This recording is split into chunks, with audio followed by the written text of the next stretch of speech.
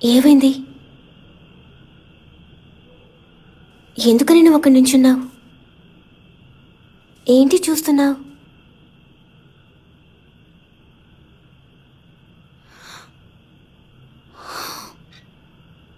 ఇంట్లో వాళ్ళకి చెప్పమంటావా? నాన్నగారు మీతో అన్ని విషయాలు చెప్తారు కదా, నా గురించి కూడా ఏదో ఒకటి చెప్పుంటారుగా. ఇక నేను కూడా ఆయనతో పాటు వెళ్తాను. కొన్ని రోజుల తర్వాత నేను మాత్రమే ఉంటాను. అర్థమవుతుందా లేదా? మా నాన్నగారు నేను ఉంచుకున్నారంతే. అదేమైనా పెద్ద విషయమా? ఎవరైనా ఉంచుకోవచ్చు.